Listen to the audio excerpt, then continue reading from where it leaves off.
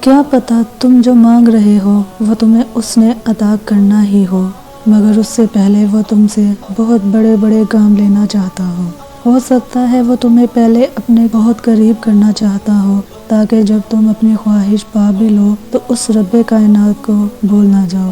ہو سکتا ہے وہ تمہیں تمہاری خواہش تب ہی نصیب کرے جب تمہیں اس کی سب سے زیادہ ضرورت ہو سکتا ہے نا کہ وہ تمہیں تمہاری خواہش کے ساتھ ساتھ اور بھی بہت کچھ عطا کرنا چاہتا ہو، تو اس آزمائش کی گھڑی میں اس مالک پر بھروسہ رکھو، وہ تمہارے حصے کی خوشیاں تمہیں ضرور نصیب کرے گا۔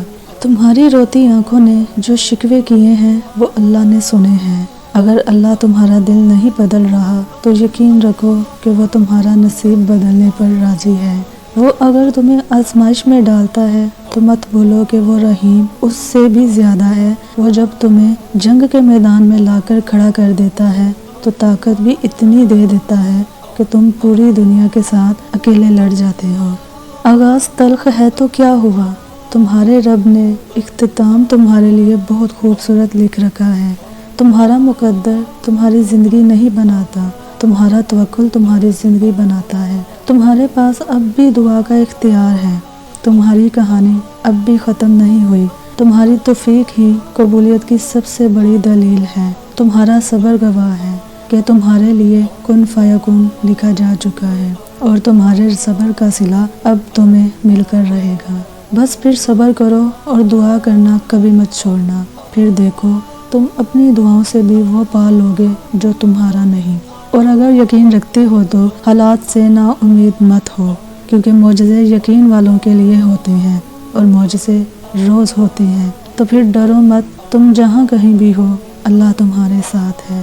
تم نہیں جانتے کہ اللہ نے تمہارے لیے کیا کچھ سوچ رکھا ہے، تم نہیں جانتے کہ اللہ نے تم تک تمہاری چاہت پہنچانے کے لیے کتنے انتظامات کر رکھے ہیں۔ تم نہیں جانتے کہ اس دیری کے بعد تمہاری ہر اس دعا کی قبولیت ہے جو تم مانگا کرتے تھے۔ تم نہیں جانتے جس کی ایک تجلی سے کوہ طور راکھ ہو جائے، اس کا ایک حکم کیا سے کیا کر سکتا ہے۔ تم نہیں جانتے کہ تمہارے خوابوں کو پورا کرنے کے لیے اس نے کیسی تدبیریں بنا رکھی ہیں۔ تم نہیں جانتے کہ تمہیں توڑنے میں ہی اس نے جوڑنے والے سبھی راز چھپا رکھے ہیں۔ تم نہیں جانتے کہ اس نے اختتام میں تمہاری رضا کو ہی تمہارا مقدر لکھ رکھا ہے۔ اللہ نے اتنا سکون کائنات کے کسی وقت میں نہیں رکھا جتنا تہجد میں رکھا ہے۔ تہجد ایسا پردہ ہے جو تمہاری اور اللہ کے درمیان حائل ہونے والے فاصلے سے اٹھ جاتا ہے، تاکہ نہ تمہارے مانگنے کی مشکل آئے نہ اس کی اطاعت دیکھنے میں۔ اللہ تو ہر دعا پوری کرتا ہے، اور جو تہجد میں مانگی جائے اس دعا کا تو مقام ہی بہت ہے۔ مایوس نہ ہوا کرو، اللہ تمہیں بہت قریب سے دیکھ رہا ہے۔ وہ جانتا ہے کہ کون سی اذیت تمہیں توڑ رہی ہے۔ یقین جانو یہ تمہیں جوڑا جا رہا ہے۔ اللہ تمہاری دعا، تمہاری چاہت جلد ہی تمہیں لوٹا دے گا انشاءاللہ۔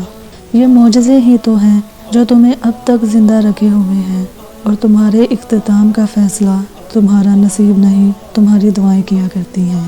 تو پھر ان راستوں پر مت گھبراؤ جو تمہاری چاہت کے مطابق نہیں ہیں، بلکہ ان منزلوں کا انتظار کرو جن تک یہ راستے تمہیں لے جا رہے ہیں، جو تمہاری رضا کے عین مطابق ہے۔ راستوں کا خوف چھوڑ کر جب اس کی ذات پر مکمل یقین رکھ کر سفر کا آغاز کیا جاتا ہے تو وہ سب آسان کر دیتا ہے۔ جب جب تمہیں کوئی خواہش ناممکن سی لگنے لگے اور نا امید ہونے لگو، صبر کرنا مشکل ہو جائے، تو یاد رکھنا جو تمہیں ناممکن لگ رہا ہے وہ اس کے لیے ممکن ہے۔ نا امید نہ ہو، یہی تو صبر کرنا ہے، یہی تو اس کے کن پر کامل یقین کرنا ہے، یہی تو آزمائش ہے تمہارے صبر کی۔ اگر اس نے یہ خواہش پوری نہ کرنی ہوتی تو وہ دل سے اس کا خیال بھی نکال دیتا، مگر اس خواہش کا بار بار یاد آنا اسی لیے تو ہے کہ تم مانگتے رہو اس سے، اور وہ ایک روز اس ناممکن کو ممکن کر دے، تمہارا ادھورا خواب مکمل کر دے۔ ایک روز تمہاری آنکھیں دعاؤں کی قبولیت دیکھیں گی، یقین رکھو اس پر۔ دعا ہے کہ اللہ پاک آپ سب کو اپنے حفظ و امان میں رکھے، خیر و عافیت سے رکھے۔ اللہ تعالیٰ آپ سب کی تمام نیک دلی حاجات کو پورا کرے۔ دعاؤں میں یاد رکھیے گا۔ اللہ نگہبان۔